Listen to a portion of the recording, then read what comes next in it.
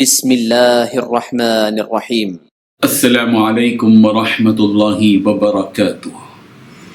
الحمد للہ وکفی وسلام علی عبادہ الذین اصطفی، اما بعد۔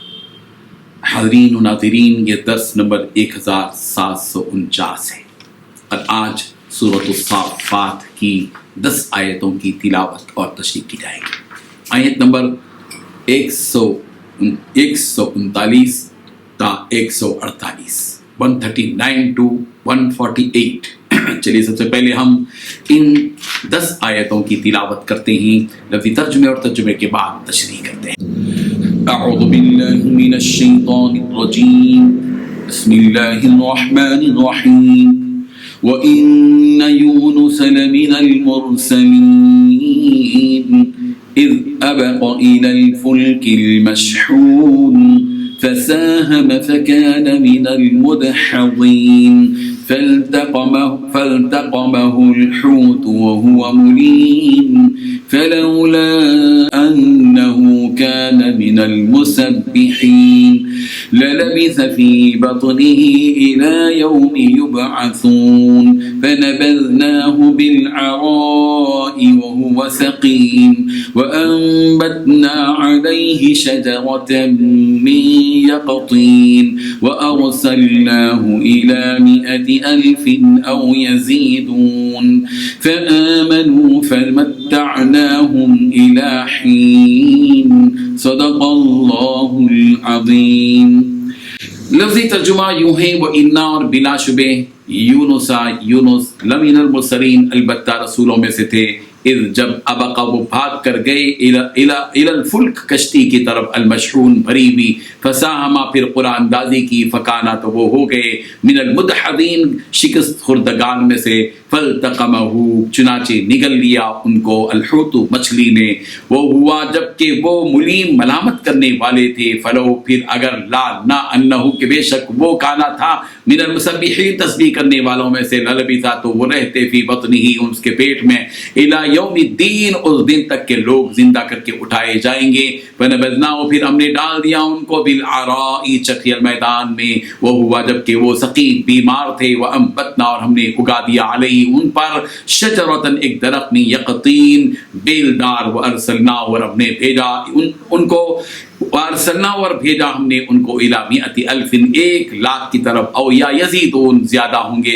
فآمنوا پھر وہ ایمان لائے، فمتعناہم پھر ہم نے ان کو فائدہ دیا، الی حین ایک وقت تک۔ ترجمہ یوں ہے، اور یقیناً یونس بھی پیغمبروں میں سے تھے، جب وہ بھاگ کر بھری ہوئی کشتی میں پہنچے، پھر وہ قرآن اندازی میں شریک ہوئے اور قرے میں مغلوب ہوئے، پھر مچھلی نے انہیں نگل لیا جبکہ وہ اپنے آپ کو ملامت کر رہے تھے، چنانچہ اگر وہ تسبیح کرنے والوں میں سے نہ ہوتے تو وہ اس دن تک اسی مچھلی کے پیٹ میں رہتے جس دن مردوں کو زندہ کیا جائے گا۔ پھر ہم نے انہیں ایسی حالت میں کھلے میدان میں لا کر ڈال دیا کہ وہ بیمار تھے، اور ان کے اوپر ایک بیلدار درخت اگا دیا، اور ہم نے انہیں 1,00,000 بلکہ اس سے بھی زیادہ لوگوں کے پاس پیغمبر بنا کر بھیجا تھا، پھر وہ ایمان لے آئے تھے، اس لیے ہم نے انہیں ایک زمانے تک زندگی سے فائدہ اٹھانے کا موقع دیا۔ ان 10 آیتوں میں 12 باتیں بتلائی گئی ہیں۔ پہلی بات، یقیناً یونس بھی پیغمبروں میں سے تھے۔ دوسری بات، جب وہ بھاگ کر بھری ہوئی کشتی میں پہنچے۔ تیسری بات، وہ قرآن اندازی میں شریک ہوئے۔ چوتھی بات، وہ قرے میں مغلوب ہو گئے۔ پانچویں بات، مچھلی نے انہیں نگل لیا۔ چھٹویں بات، وہ اپنے آپ کو ملامت کر رہے تھے۔ ساتویں بات، اگر وہ تسبیح کرنے والوں میں سے نہ ہوتے تو اس دن تک اسی مچھلی کے پیٹ میں رہتے جس دن مردوں کو زندہ کیا جائے گا۔ آٹھویں بات، ہم نے انہیں ایسی حالت میں کھلے میدان میں لا کر ڈال دیا کہ وہ بیمار تھے۔ نویں بات، ان کے اوپر ایک بیلدار درخت اگا دیا۔ 10ویں بات، ہم نے انہیں 1,00,000 بلکہ اس سے بھی زیادہ لوگوں کے پاس نبی بنا کر بھیجا تھا۔ 11ویں بات، وہ پھر وہ ایمان لے آئے۔ 12ویں بات، ہم نے انہیں ایک زمانے تک زندگی سے فائدہ اٹھانے کا موقع دیا۔ بزرگان محترم، اللہ کے ایک اور مخلص بندے حضرت یونس علیہ السلام کا یہاں ذکر کیا جا رہا ہے کہ حضرت یونس بن متی علیہ السلام بھی اللہ کے نبی تھے، جنہیں اللہ تبارک و تعالیٰ نے اہل نینوا کے پاس نبی بنا کر بھیجا تھا۔ اگلی آیت میں قصے کی جانب اشارہ ہے جسے امام طاؤس علیہ الرحمہ نے بیان فرمایا کہ حضرت یونس علیہ السلام سے کہا گیا کہ ان کی قوم پر فلاں فلاں دن عذاب آئے گا. چنانچہ جب وہ عذاب کا دن آ گیا تو حضرت یونس علیہ السلام وہاں سے نکل گئے. تب ان کی قوم نے انہیں اپنے درمیان نہیں پایا تو وہ سمجھ گئے کہ ہم پر عذاب آنے والا ہے. چنانچہ وہ لوگ ہر چھوٹے بڑے کو لے کر اور جانوروں کو لے کر نیز ہر چیز کے ساتھ ایک میدان میں جمع ہو گئے اور ہر بچے کو ان کی ماں سے الگ کر دیا، حتیٰ کہ بکری، اونٹ، گائے وغیرہ کے بچوں کو بھی ان کی ماں سے الگ کر دیا. جب انہوں نے چیخ و پکار سنی اور دیکھا کہ عذاب آنے والا ہے تو انہوں نے اس عذاب کو دیکھ کر اللہ سے دعا کی تو اس عذاب کو ان سے ہٹا دیا گیا. جب حضرت یونس علیہ السلام کو معلوم ہوا کہ ان پر عذاب نہیں آیا تو حضرت یونس علیہ السلام وہاں سے بے چین ہو کر نکل گئے تو سمندر میں ایک کشتی میں لوگوں کے ساتھ سوار ہو گئے.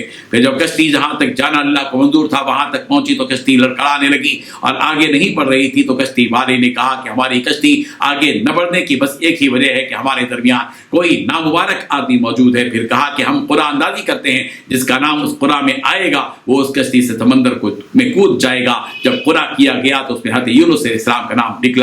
انہوں نے آپ کی بزرگی کو دیکھ کر کہا کہ ہم آپ کے ساتھ ایسا نہیں کر سکتے. اس کے بعد دوبارہ پھر تیسری مرتبہ بھی قرآن کیا گیا تو حضرت یونس علیہ السلام ہی کا نام نکلا. تو اس پر حضرت یونس علیہ السلام خود ہی سمندر میں کود پڑے تو مچھلی نے انہیں نگل لیا. حضرت طاؤس علیہ الرحمہ نے کہا کہ ہم تک یہ بات پہنچی کہ جب اس مچھلی نے انہیں خشکی پر ڈالا تو وہ بیمار تھے جنہیں سایہ دینے کے لیے ایک یقطین کا درخت ہوگا، یقطین کدو کو کہتے ہیں. پھر جب وہ درست ہو گئے یعنی تندرست ہو گئے تو درخت سوکھ گیا جس پر حضرت یونس علیہ السلام کو رونا آیا. اللہ تبارک و تعالیٰ نے اس وقت حضرت یونس علیہ السلام کے جانب وہی بھیجی کہ تمہیں اس ایک درخت کے سوکھنے پر رونا آ رہا ہے اور وہاں بستی میں لاکھوں لوگ مر رہے ہیں ان پر تمہیں رونا نہیں آ رہا ہے. اسی واقعے کو اللہ تعالیٰ نے اگلی آیتوں میں بیان فرمایا کہ جب وہ بھاگ کر کشتی کی جانب چلے گئے تو کشتی والوں کے قرے کرنے میں وہ بھی شریک ہو گئے اور قرا ان کے ہی حق میں نکل آیا اور انہوں نے مغلوب ہو کر اپنے آپ کو سمندر میں ڈال دیا اور ایک مچھلی جو ان کے انتظار میں تھی انہیں نگل لی. حضرت یونس علیہ السلام اپنی اس حرکت پر اپنے آپ کو ملامت کرنے لگے کہ میں نے اپنے رب کے حکم کا انتظار کیے بغیر ہی یہ قدم اٹھا لیا جو کہ میرے لیے مناسب نہ تھا اور اپنے اس فیصلے پر اللہ سے استغفار کرنے لگے جو کہ ان کلمات کے ذریعے سے تھا لا الہ الا انت سبحانک انی کنت من الظالمین. یہ اس واقعے سے ہم سب کو سبق حاصل کرنا چاہیے. اللہ تبارک و تعالی ہم سب کو عمل کی توفیق عطا فرمائے. آمین. وآخر دعوانا الحمد للہ رب العالمین.